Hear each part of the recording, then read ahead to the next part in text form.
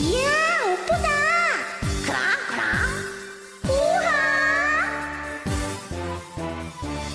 방송 보는 게 제일 좋아. 코린이들 모여라. 언제나 즐거워. 오포 방송 최고야. 공부하는 오포 방송. 차트 공부 배워요.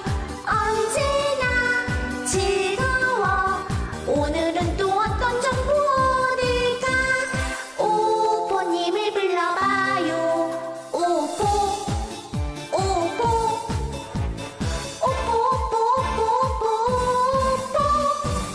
방송 보는 게 제일 좋아. 좋아요 구독 눌러요. 언제나 즐거워. 사랑하는 우리 가족 코린이들.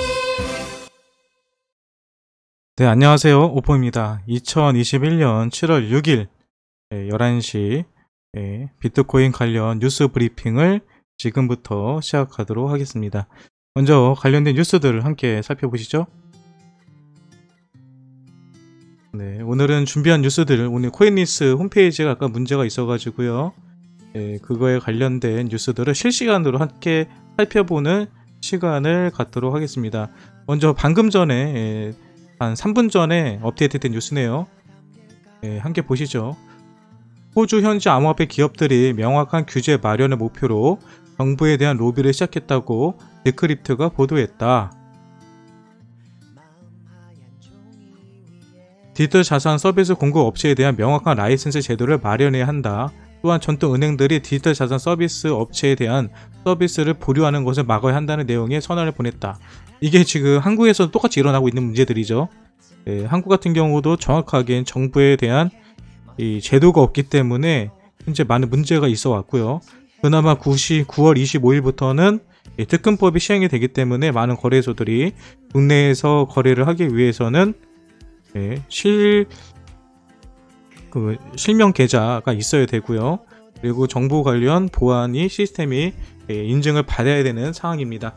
아무튼 호주에서도 이러한 정부 대상으로 명확한 규제를 마련해 달라라는 요구들이 일어나고 있다는 거고요. 얘기는 뭐예요? 한국, 일본, 미국, 유럽뿐만 아니라 호주에서도 현재 이 비트코인을 합법화 시키고 우리 규제안으로 가지고 오려는 노력이 기울여지고 있다라는 것을 확인해 볼 수 있습니다. 당연히 이 기사는 호재로 생각하시면 될 것 같아요. 다음 기사는요. 현재 미국 증시가 보합권으로 출발했다라고 하네요. 그래도 떡락은 아니니까 다행이네요. 그리고 외신 62조 운용 헤지펀드 암호화폐 관련 투자를 시작했다라고 하는 기사가 나왔습니다. 여기 보니까 약 550억 달러를 운용하는 런던에 있는 대형 헤지펀드인 мя샬 웨이스가 죄송해요. 기침 잠시만 하고 올게요. 암호화폐 섹터에 투자를 시작한다 라는 기사가 떴습니다. 이걸 보면 우리는 무엇을 알 수 있을까요? 이처럼 대형 헤지펀드들도 드디어 암호화폐에 투자하기 위해서 기반을 닦고 있다 라는 거고요. 또 해당 헤지펀드가 암호화폐 거래에 참여할 가능성도 있다 라고 하였습니다. 약 550억 달러를 운영하는 헤지펀드에서 암호화폐에 투자를 한다면 얼마나 많은 금액을 투자할지 우리 또 기대해 볼 수 있게 되네요. 다음 뉴스는요. 코넬대 교수가 퇴직 자금 운용 펀드 암호화폐 관련 문의가 시작됐다라고 하였습니다. 그래서 실제로 이 얘기 나오죠. 헤지펀드에 이어서 퇴직 자금 운용 펀드들이 암호화폐에 대해서 문의하고 있다. 장기적으로 시장의 미래가 밝다고 전망했다. 그리고 여기 나오죠. 지난해 정치인들과 중앙은행에 이르기까지 다양한 사람들과 헤지펀드들이 암호화폐에 대한 문의가 지속되었다. 쉽게 말해서 코넬대 교수에게 많은 사람들이 암호화폐를 투자해도 되느냐라는 문의를 하고 있다는 거고요. 본인은 투자할 만한 충분한 가치가 있다 라고 이야기를 하고 있다고 합니다. 그리고 이 사람 같은 경우는 이런 평가를 했네요. 그는 장기적으로 시장은 긍정적이지만 단기적으로 여름 내내 박스권에 머물러 있을 가능성이 크다고 진단했다. 그러니까 뭐 7월달 8월달에는 비트코인 같은 경우 박스권 현재 형성되고 있는 게 보통 한 3만 달러에서 한 4만 달러 사이거든요. 이 자리에서 박스권에 머물러 있다가 언제쯤 반등할 거다? 10월쯤에 반등할 것이다 라고 전망했다고 합니다. 뭐 8월달에 반등을 하던 9월달에 반등을 하던 10월달까지 여러분 이제 3개월밖에 안 남았어요. 이 코넬 교수가 예상하는 건 10월 반등입니다. 그러니까 10월달까지 뭐 힘드신 분들은 버텨보시죠 뭐.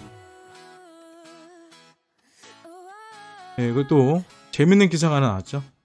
뭐냐면요, 영국 소재 암호화폐 펀드사 니켈 디지털 자산 운용에서 설문조사를 해보니까요, 많은 은탁자들이요, 기관 투자자 같은 경우는 82%가 암호화폐에 투자를 할 것이고 앞으로 암호화폐의 투자 노출이 늘어날 것이라고 이야기했습니다. 대단한 거죠. 그리고 은탁자의 40%가 암호화폐 수량을 늘리겠다라고 이야기하였습니다. 근데 앞으로 계속 매수하겠다는 얘기죠.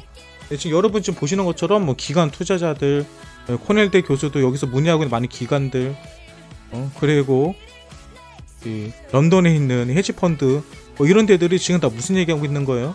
비트코인에 투자할 거다. 이 얘기를 하고 있는 겁니다.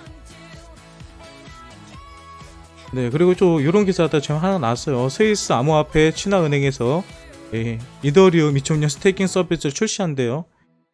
다시 말해서 여러분들은 지금까지 스테이킹을 하시려고 하면 개인적으로 사이트에 들어가서 하시던지 아니면 유니스왑이라든지 팬케이크라든지 스시스왑 같은 디파이 프로그램을 통해서 스테이킹을 진행하셨거든요.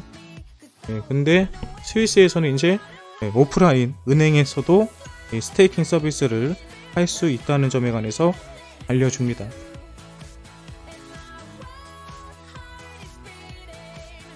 이 이야기는 뭐냐면요, 예를 들어서 국민은행에서 투자자들이 우리 암호화폐를 스테이킹 할 수 있다는 얘기예요. 만약 국내에서 은행에서 그런 서비스 해준다 그러면 엄청난 호재가 되겠죠. 근데 이미 스위스에서는 그렇게 하고 있다. 그리고 이더리움을 스테이킹했을 경우에는 연 7% 정도의 수익을 얻을 수 있다라고 알려줍니다. 그러니까 돈 있는 사람들이라고 한다면, 또 이더리움에 대한 가치에 대한 확신이 있는 사람들이라면 지금 현금 들고 있는 게 아니라 이더리움을 사서 스테이킹을 맡겨서 7% 이자 수익과 함께 이더리움의 가치 상승까지도 노려볼 수 있습니다. 실제로 많은 사람들이 이렇게 투자하고 있어요. 당연히 이 기사도 호재로 반영될 겁니다. 그리고 OKEX는 여러분 중국에서 가장 큰 거래소 중에 하나예요. 근데 OKEX에서요, 한국 유저를 대상으로 아카데미를 출범했대요. 여기 들어가면 튜토리얼, 쉽게 말해서 우리가 어떻게 매수 매도를 할 수 있는지에 대해서 가상 시스템을 통해서 연습해 볼 수 있는 것과 또 블록체인 용어 뭐 이런 것들에 대해서 알려주는 것들을 한국어 서비스를 해준대요. 그러니까 뭐 관심 있으신 분들은 OKEX 접속하셔가지고요, 한번 서비스 받아보시기 바랍니다. 그리고 이제 오늘 핵심 내용이죠. 인민은행에서 암호화폐 관련 비즈니스 불가 재차 강조를 했다고 합니다. 근데 여러분 이거 보면서 어떤 생각 하셨어요? 이게 재차 강조예요, 재차 강조. 그러니까 새로운 얘기예요, 새로운 내용이 아니에요. 이건 벌써 2달 전에 나온 얘기죠. 이미 2달 전에 나온 얘기를요, 재탕하는 겁니다. 그런데 이게 6시 23분에 떴거든요. 그리고 이 기사가 나온 지 한 30분 정도 있다가 가격이 하락하기 시작하였습니다. 뭔가 냄새가 나지 않나요?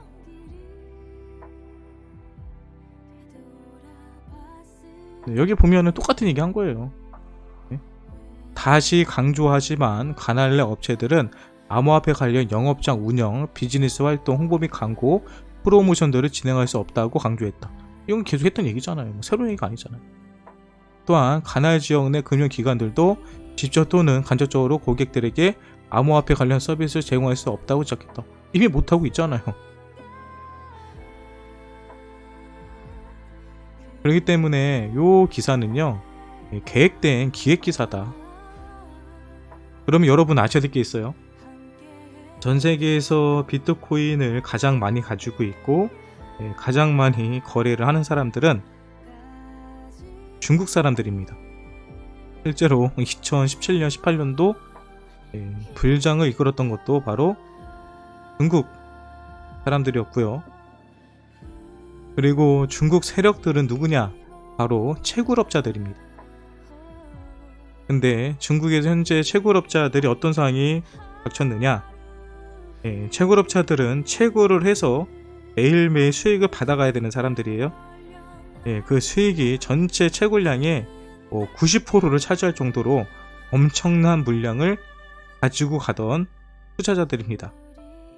근데 지금 중국에서 채굴을 못하게 하면서 그 채굴장들이 해외로 옮겨지고 있죠. 해외로 옮겨진다는 소리는 이사가 완료되기 전까지 그들에게 수익이 없어진다는 거예요. 근데 그 기간이 아까 전에도 제가 설명드렸지만 보통 그 해외로 옮기고 또 거기서 시설을 만들고요, 세팅하고 하는데 최소 1년 이상의 시간이 걸립니다.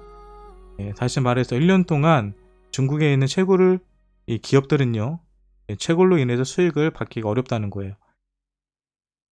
그래서 저는 그들이 중국 정부에 대한 관련된 내용들을 이용해서 시장에 숏을 쳤을 수도 있는 거고요. 그게 아니라면 저점 매집을 지금 저렴한 가격대에 더 많은 비트코인을 추적하기 위해서 장난을 치는 게 아닐까라는 개인적인 생각을 하고 있습니다. 네, 다음 기사는요. 이런 기사 있네요. 메사리 연구원 GBTC 대규모 언락, 시장에 압력하지 않을 것. 지금 어떻게 보면 이 7월 달에 가장 큰 낙제가 바로 그레이스케일에서 신탁 물량이 바로 언락되는 거죠. 그게 7월 13일, 17일 이렇게 예정이 되어 있어요. 그래서 많은 사람들이 7월 달에 한 번에 큰 폭락이 있을 거다라고 얘기를 하는데요. 근데 현재 많은 후속 기사들은요, 그레이스케일의 비트코인 대규모 언락은 시장에 영향이 없을 거다라고 합니다. 그러면서 이 사람은 두 가지의 그 근거를 얘기를 했는데요. 그 첫 번째로는 액면가로 거래할 수 없다. 이유가 없다, 얘네들이. 여기서 투자 신탁이 언락이 풀린다고 해도 지금처럼 저렴한 가격에 팔 이유가 없다. 왜? 순 자산 가치를 통한 이 사람들은 수익을 얻는 사람들이기 때문에 지금 단기적인 가격 때문에 비트코인을 시장에 팔 이유가 없다라는 거하고요.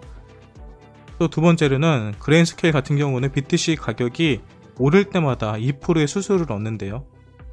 그렇기 때문에 이 가격이 떨어지는 거, 비트코인의 가격이 떨어지면 그레이스케일 이 회사 입장에서도 손해기 때문에 아마 가격이 떨어지는 것을 용납하지 않을 거다, 그걸 원치 않을 거다, 이런 근거를 가지고 이번에 7월 달에 큰 하락이 없을 가능성이 크다라는 분석을 하고 있는 겁니다. 그리고 셀시우스 CO, 셀시우스는 아시는 것처럼 전 세계에서 가장 유명한 디파이 어플입니다. 여러분들도 웹스토어에 들어가셔가지고요, 플레이스토어나 애플 웹스토어에 들어가시면 셀시우스라는 지갑을 다운로드 받을 수 있으시고요, 그 지갑에다가 코인을 옮기신 다음에 디파이를 바로 하실 수 있어요. 근데 여기 CEO인 마신스키가 2022년에서 2023년에는 이더리움의 시총이 비트코인을 능가할 것이라고 예측했다고 합니다. 근데 그 이유로는 비트코인 같은 경우는 사실 블록체인으로서의 역할이 전혀 없습니다. 그냥 금과 같이 그냥 돌덩어리에 불과해요. 하지만 이더리움은 모든 기술을 다 이더리움이 이끌어 나가고 있다고 보시면 되거든요. 여러분들이 알고 있는 대부분의 알트코인들은 바로 이더리움의 기술로서 만들어지고 이용되고 있습니다. 그리고 이더리움을 통해서 대부분의 디파이라든지 스테이킹, 이렇게 파밍들이 일어나고 있기 때문에 비트코인보다 이더리움의 사용 사례가 지금도 훨씬 많고요. 앞으로 더 많아질 거기 때문에 가격적으로 비트코인을 능가할 수도 있다라고 얘기를 하는 겁니다. 그러니까 뭐 이더리움 지금 제가 봤을 때 상당히 저점이거든요. 이더리움의 보유 수량 늘리시는 것도 나쁘지 않아요. 장기적으로 투자하실 분들은 참고해 보시기 바랍니다. 그리고 암호화폐 헤지펀드 아폴로가 올해 수익이 119%를 기록했대요. 여기 펀드에 가입해서 투자한 사람들은요 100% 이상의 수익을 줬다는 거죠. 그만큼 암호화폐 펀드가 상당히 승률이 좋다라는 것을 이해하시면 될 것 같습니다. 그리고 셀럽 뉴욕 타임스퀘어의 전광판에 홍보 영상을 올렸다고 합니다. 여러분들이 아시는 것처럼 뉴욕 타임스퀘어에 광고가 나간다는 것은 상당히 큰 상징성이 있습니다. 실제로 한국에서도 독도 문제라든지 어떤 문제들이 있을 때 타임스퀘어 전광판에 광고를 해서 많은 사람들이 알리고요. 하나의 상징성을 부과하는 걸 볼 수 있는데요. 지금 셀럽에서도 블록체인 광고를 한 거죠. 근데 이 코인이 뭐하는 코인인지 봤더니 MCN이라든지 엔터테인먼트 이런 커머스 관련 회사들을 관련된 이 토큰인 것 같아요. 아무튼 이 광고를 타임스퀘어에서 한다는 거는 정말 대단한 겁니다. 왜 그러냐면요, 이게 법적으로 금지가 되어 있었어요. 블록체인 관련 광고는요 트위터라든지 이런 데서 페이스북에서도 광고가 금지될 정도로 요거를 올리면 안 됐었는데 지금은 모든 규제들이 풀리고 있다. 이런 점들에 있어 상징성이 있다라고 보시면 될 것 같습니다.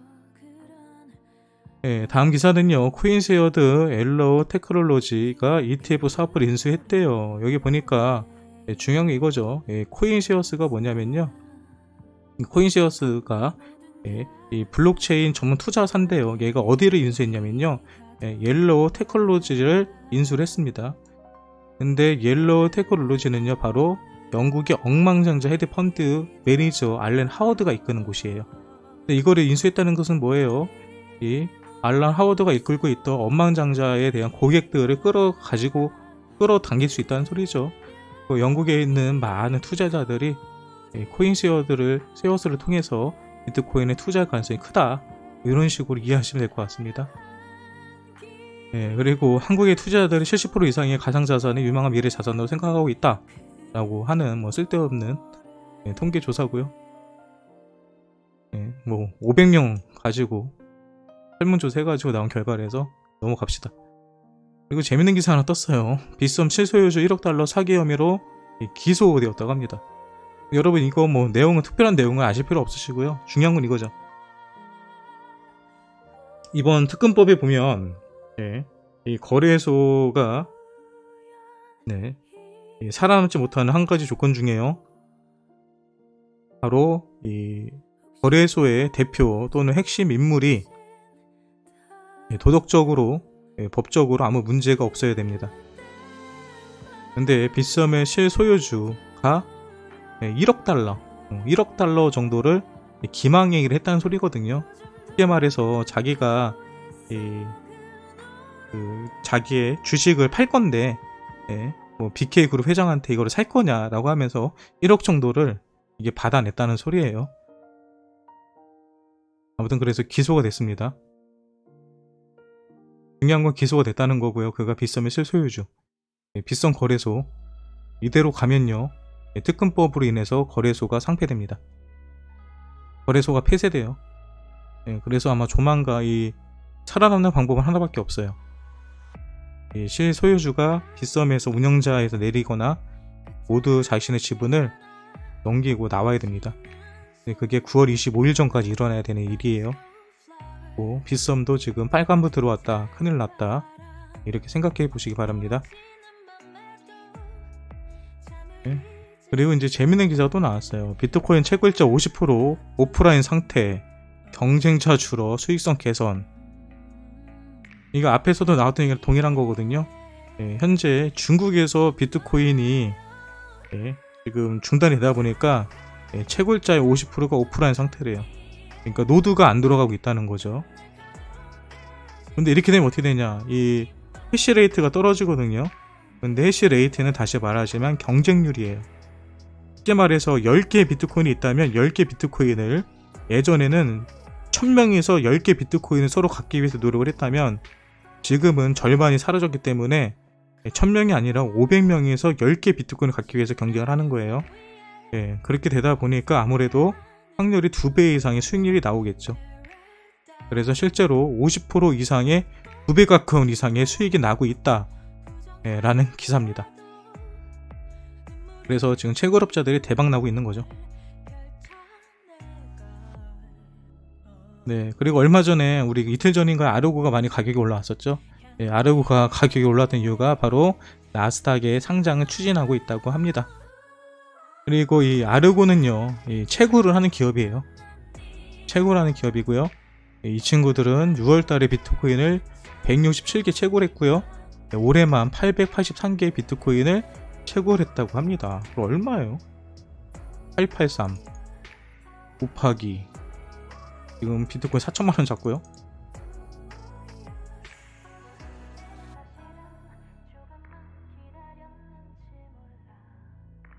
$350억. 지금까지 350억이고요. 2배 하면은 한 700억 정도 나오네요.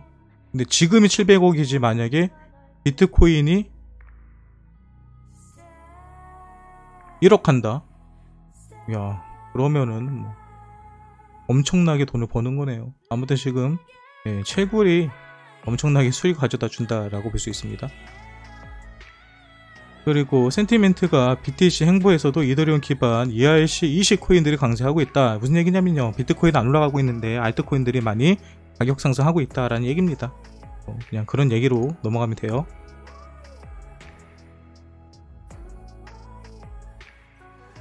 네, 그리고 이제 카로나도 재단, 뭐 이것도 얼마 전에 제가 소개해드렸던 기사랑 연결되는 기사인 것 같은데요.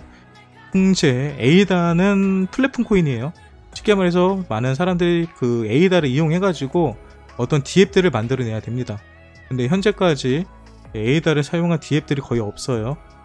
근데 그거에 대해서 이 카르다노가 에이다예요. 에이다 CEO가요, 2026년에는 500대 기업 중 10곳이 에이다를 보유하게 될 것이며, 카르다노는 이때까지 사업자가 직접 관리하는 셀프 서스테이닝을 구축할 것이고 라고 얘기했습니다. 이 얘기는 무슨 얘기냐면요, 지금 10곳 이상 했잖아요. 이미 뭔가를 하고 있다는 소리죠. 에이다가 요즘 가격이 상당히 많이 올랐잖아요. 현재 대기업들하고 에이다가 어떤 협업이라든지 계약 진행을 하고 있는 것이 있다는 거고요. 그리고 접촉하고 있다는 거에 대해서 대외적으로 발표한 게 아닐까 생각을 합니다. 여러분 요거는 많이 보셨죠? 여기서 보는 것처럼 현재 적금 매수 구간이다 라고 보여주고 있다 라고 나오고 있고요. 근데 이게 여러분 이게 의미가 없는 게 뭐냐면 이게 2시에 올라온 거거든요. 2시에 적금 매수했는데 7시에 떡 났겠죠. 아무튼 그냥 참고만 하시면 됩니다. 저는 이거 그냥 무시해버려요 항상.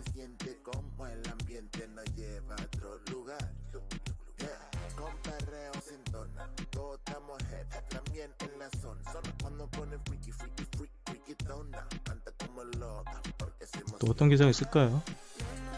또 인도 의회에서도 암호화폐 법안을 논의 전망하고 있다. 아까 전 우리 처음에 살펴봤던 거 똑같죠? 지금 제도권으로 들어오기 위해서 많은 정부들에서는 암호화폐 관련된 법안을 만들고 있다는 겁니다. 그리고 또 일론 머스크가 또 쇼를 했어요. 워렌 버핏 같은 경우는 아시는 것처럼 암호화폐에 대해서 상당히 부정적인 견해를 가지고 있었습니다. 이거에 대해서 일론 머스크가 워런 버핏 사진과 함께 최대한 많은 코인을 찾아내라 빨리 라는 문구를 적어서 올렸다고 하는데요. 확실한 거는 머스크는 관종이 맞습니다. 그리고 또 재밌는 기사가 나왔어요. 노웅래 위원이죠. 더불어민주당 의원인데요. 암호화폐 1년 유예 소득세법을 개정하는 것을 발의했다고 해요. 발의한 예정했다고 하죠. 근데 이미 국민의당인가요? 국민의힘당인가? 아무튼 야당에서는 관련된 개정안을 발의를 이미 했거든요. 여러분 근데 이 법안이 만들어질 때 어떻게 만들어지는지 아시죠? 누군가가 발의를 하면요, 발의한 다음에 거기서 몇 명의 의원들이 그 발의한 것에 대해서 동의 제청을 하고요. 그게 이제 올라가면 거기서 국회의원들이 투표를 해가지고 이 법안이 실행이 될 건지 안 될 건지 결정을 하거든요. 그런데 대부분 야당이 내면은 여당이 반대하고, 여당이 내면 야당이 반대를 해가지고 어떤 새로운 법안이 발의되는 게, 실제로 정책이 결정되는 게 상당히 시간도 오래 걸리고요. 그리고 안 되는 경우도 상당히 많습니다. 근데 중요한 거는 더불어민주당 여당에서도 같은 개정안을 발의했고요. 야당에서도 1년 유예 관련된 개정안을 발의했다는 거예요. 이렇게 되면은 제가 봤을 때는요, 내년에 세금 과세 안 될 가능성이 큽니다. 그러면 이게 뭘로 받아들여질까요? 만약에 특검법이 이해되고, 이거 어차피 내년이기 때문에 빨리 발의가 되고 상정이 돼야 되거든요. 그럼 앞으로 제가 봤을 때는 빠르면 2-3개월 뒤에 발표가 날 가능성이 크거든요. 그럼 기간적으로 9월에서 10월이에요. 근데 그때 국내에서 세금 1년 유예된다라는 발표가 뜨면은 이거는 대박 호재로, 이건 대박 호재로 반영이 될 겁니다. 그러면 어떤 코인은 이렇게 대박 호재로 반영이 되냐? 당연히 세금이 부과됐을 때 가장 큰 타격을 받을 수밖에 없었던 김치 코인들, 그 코인들이 가장 큰 혜택을 받을 거예요. 엄청난 펌핑이 나올 거로 예상을 합니다. 근데 이 기사를 보면요, 여러분이 좀 더 지켜봐야 될 게 이런 게 재밌는 게 나와요. 기존에는, 그러니까 그 야당에서 만들어낸 이 법안을 보면요, 이 비트코인만을 위한 별도의 법안을 만들자라는 얘기 있었고요. 근데 이 노웅래 의원이 내온 거는요, 바로 뭐냐면 금융권, 그러니까 주식이랑 똑같이 만들자. 쉽게 말해서 금융소득 과세에 편입해야 된다. 그러니까 주식이랑 똑같이 인정하자는 소리예요. 주식이랑 똑같이 대우하자. 주식이랑 똑같은 방식으로 세금을 부과하겠다는 겁니다. 그렇게 되면 현재 250만원이 넘어가면 세금을 내는 법인데, 이게 통과가 되면요, 똑같이 5천만원까지는 세금을 안 내도 돼요. 수익금에 대해서 5천만원까지는 세금을 안 내도 됩니다. 쉽게 말해서 이 노웅래 의원이 내놓은 법이 그 개정안이요, 그 전에 국민의힘에서 내놓은 제안보다 훨씬 더 좋은 제안이에요, 이거는요. 그런데 개인적으로는요, 이게 말이 안 되는 게 뭐냐면요, 주식에서도요, 이 5천만원까지 소득공제를 해주는 이유가 뭐냐면요, 국내 주식시장을 활성화시키기 위해서 5천만원까지 해주는 거거든요. 국내에서 일어나는 거래에 대해서만. 근데 비트코인은, 암호화폐는 국내 거래가 아니잖아요. 전세계적인 거래지. 그래서 국내 주식에서도 해외 선물이라든지 해외 주식을 하면요, 250만원까지 밖에 소득공제를 안 해줘요. 그래서 분명히 이게 되면은 주식 쪽에서 해외 선물 하시는 분들이 분명히 또 역으로 역차별이다 라고 하면서 해외 선물도 5천만원까지 소득공제 해줘라, 이런 식으로 역공이 들어올 가능성도 큽니다. 이런 거에 대해서도 여러분들이 기본 상식으로 알고 계시면 좋을 것 같아요. 다시 말해서 어떤 분들은 왜 주식은 5천만원 해주고 암호화폐는 250만원 밖에 소득공제 안 해주냐 라고 하면요, 그거는 잘못하면 무식하다는 소리도 들을 수가 있어요. 주식도 해외 선물 거래에 관해서는 250만원까지 밖에 소득공제를 안 해줍니다. 그래서 형평성을 맞추기 위해서 암호화폐도 250만원 밖에 소득공제를 안 해준다고 정책안이 나왔던 거예요. 이런 점들은 여러분들께서도 상식으로 알고 계시면 좋습니다. 또 재밌는 기사 이거예요. 전 요거를 기사를 좀 재밌게 봤거든요. 나이지리아 올해 비트코인 P2P 거래량 2.1억 달러를 육박했대요. 나이지리아 하면 여러분, 그렇게 뭐 선진국은 아니잖아요. 그리고 뭐 많은 돈이 많은 사람들이 있을 것 같지 않다고 생각을 하는데, 나이지리아에서만 거래되는 물량이 2.1억 달러인데 이게 다 P2P 거래로 이루어졌대요. P2P 거래는 아시는 것처럼 개인과 개인 간의 거래거든요. 근데 그 이유는 뭐냐면, 나이지리아에서는 지난 2월 중앙은행이 암호화폐 관련 은행 계좌를 폐쇄하고 거래를 중단했기 때문에 그래요. 지금 중국도 똑같습니다. 중국도 이게 OTC 거래라고 하거든요.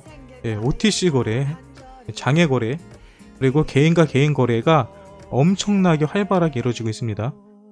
중국에서 아무리 저렇게 정부에서 거래소를 폐쇄시키고 서비스 안 해준다고 해도요, 중국에 있는 사람들은 이미 P2P를 통해 가지고요, 개인적으로 비트코인을 사고 팔고 하고 있습니다. 그러니까 이거는 전체적으로 막을 수가 없는 거예요. 근데 나이지리아에서도 P2P 거래 2.2억 달러 이상의 거래가 일어나고 있다 라는 점 재밌지 않으신가요? 지금 중국도 다 P2P 거래로 거래가 이루어지고 있어요. 그리고 코인리스에서 데일리 차트 분석을 따지면요, 비트코인 같은 경우는 저점이 33,000달러다. 요거 이해하시면 되실 것 같고요.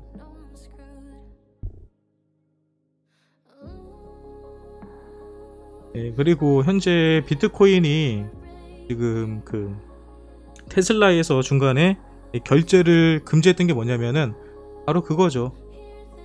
비트코인이 채굴이 전력을 많이 사용하게 되고 이걸로 통해서 자연이 파괴된다, 이런 주장을 펼쳤기 때문에 더 이상 안 한다고 했는데요.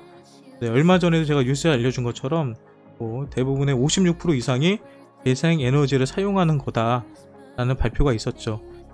근데 머스크가 공개적으로 뭐라고 했냐면요, 비트코인을 사용되는 전력 중에 51% 이상이 재생에너지라든지 친자연환적인 이 에너지를 사용하게 되면은 다시 테슬라에서도 비트코인 결제를 허용하겠다라고 이야기를 했습니다.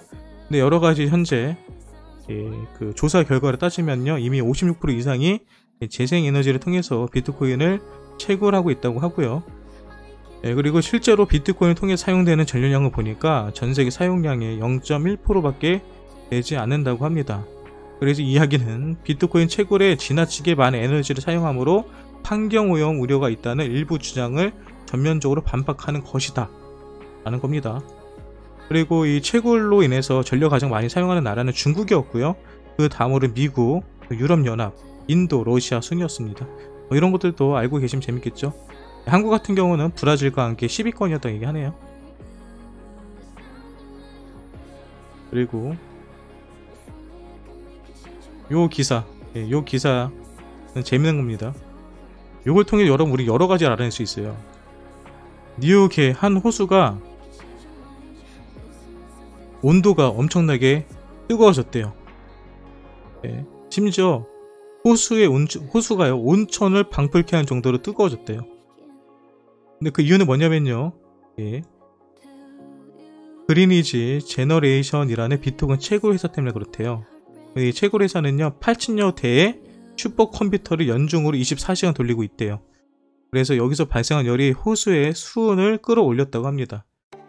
근데 이 회사가 지난 1년 동안 개당 2,869달러의 비용으로 모돈 1,186개 비트코인을 채굴을 했대요. 이게 여러분 어떤 걸 의미하는지 아세요? 제가 이걸 보면서 계산을 좀 해봤거든요. 계산 같이 해볼까요? 먼저 이 개당 2,870달러죠. 그럼 2,900달러 잡을게요. 그냥 2,900달러 잡고 지금 환율로 따지면은 1,100원을 잡게 그냥. 그러면 3,200만원 잡으면 320만원 잡겠습니다. 320만원. 그러니까 이 채굴기를 돌리는데 들어가는 비용이요, 한 대당 한 1년에 320만원이에요 320만원짜리가 8,000개가 돌아가죠. 곱하기 8,000개. 그러면 얼마예요? 256억. 256억이 들어요. 그러니까 얘네들이 8,000대를 비트코인을 돌리는데 256억이 들어갑니다. 투자 금액이죠. 256억이요. 그런데 1년 동안에 몇 개를 캐냈어요? 1186개. 그럼 1186개를 지금 가격으로 따져볼게요. 곱하기 4천만원. 얼마예요? 470억. 그럼 250억 투자해가지고 470억을 벌어내는 거예요. 그런데 여러분 보세요. 이건 작년이잖아요. 지난 1년 동안이잖아요. 그런데 아까 전 위에 기사 보니까 뭐라고 나왔죠? 비트코인 채굴량이 현재 2배로 늘어났다고 했죠. 그럼 걔네들은 250억 투자해가지고 1년에 여기에 2배면은 1000억이죠. 1000억. 네. 1000억의 수익을 벌내는 거예요. 250억 투자해서 1000억의 수익이면 4배죠. 투자금 대비 4배 수익. 근데 비트코인이 지금 4천만원이니까 4배 수익이지. 비트코인은 만약에 8천만원이 된다. 그럼 8배 수익입니다. 채굴 사업을 하면. 네, 그래서 지금 채굴 사업을 다들 하는 거예요. 이것 때문에. 이것 때문에 지금 너도 나도 비트코인 채굴하기 위해서 달려드는 겁니다. 네, 여러분 참고로 비트코인은요 그래픽카드로 하는 거 아니에요. 엔트 마이너라고 해가지고 전용 채굴기가 따로 있습니다. 한 대당 2천만원씩 해요. 그러니까 현재 비트코인 채굴 붐이 일어나고 있다. 그리고 국내에서도 채굴장 하는 사람들 놓았다 지금. 이렇게 보시면 됩니다.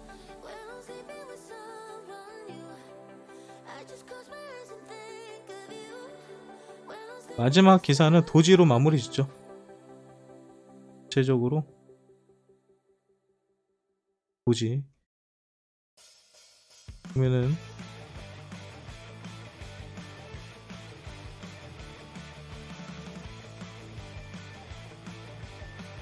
지난 24시간 동안 트위터 암호화폐 언급에서 도지가 1위. 도지가 1위가 됐다는 소리는요, 뭐 어렵게 생각할 필요 없으시고요. 많이 이슈화가 되고 있다. 이슈화가 되고 있다는 소리는 얼굴마담 제대로 하고 있다. 전 세계에 있는 많은 코린이들에게 도지 코인을 통해서 암호화폐를 홍보 광고하고 있다. 그냥 여러분께서 도지는요, 뭐 좋다 나쁘다 생각하지 마시고요. 비트코인의 또는 암호화폐의 전송 모델이라고 생각하시면 됩니다. 실제로 도지 때문에 비트코인에 몸을 담그고 투자하시는 분들이 상당히 많아요. 지금 방송하시는 분들 가운데서도, 방송을 듣고 계신 분들 가운데서도 도지코인 때문에 비트코인을 처음 알게 되고 또 이 비트코인 투자하시는 분들 분명히 있을 거라고 생각을 합니다. 그리고 또 어떤 기사가 있을까요? 뭐 어저께도 제가 잠깐 언급했던 건데, 인도에서 현재 수백 명의 신규 채용을 코인베이스 하고 있다. 코인베이스에서 인도 법인 하나 만들었고요. 그 법인에서 인도 앞으로 들어올 인도 투자자들을 위해서 인도 직원들을 100명 이상 수백 명의 직원들을 채용하고 있다는 소리예요. 쉽게 말해서 인도 역시도 이제 코인에 들어올 수 있는 신규 유입이 가능하였다라는 거죠. 그러니까 이 코인 시장이요, 지금 앞으로 얼마나 커질지, 얼마나 광범위하게 지금 발전하고 있는지 대해서 여러분들이 생각해 보시면 될 것 같고요. 그리고 암호화폐 투자상품 5주 만에 자금 유입세로 전환하고 있다. 이거 어저께 나온 기사거든요. 이거는요, 어제 저녁에 나온 기사인데, 보시는 것처럼 현재 기관들도 유입하고 있다. 자금이 들어오고 있다. 5주 만이에요. 5주 전까지 매입하다가 5주 동안 관망을 하고 투자를 안 하고 있다가 지금 이제 어저께부터 조사 결과를 보니까 신규 자금이 투입되고 있다 라는 것을 보여주고 있습니다. 그 밖에 알리바바 CEO인 마윈 같은 경우도 패밀리 오피스, 그러니까 마윈과 같이 투자하는 이런 사람들 역시도요, 현재 블록체인에 투자를 시작했다 라는 기사입니다. 네, 이렇게 해서 오늘 준비된 모든 블록체인 관련 뉴스 브리핑을 마치도록 하고요. 관련된 내용들은 이어지는 방송들을 통해서 여러분들과 좀 더 대화를 나누도록 하겠습니다. 지금까지 제가 설명드린 비트코인 뉴스가 여러분들에게 도움이 되고 유익하셨다 그러면 구독과 좋아요, 또 알림 설정까지 해주시면 감사하겠습니다. 지금까지 오뽀였습니다. 방송 끝!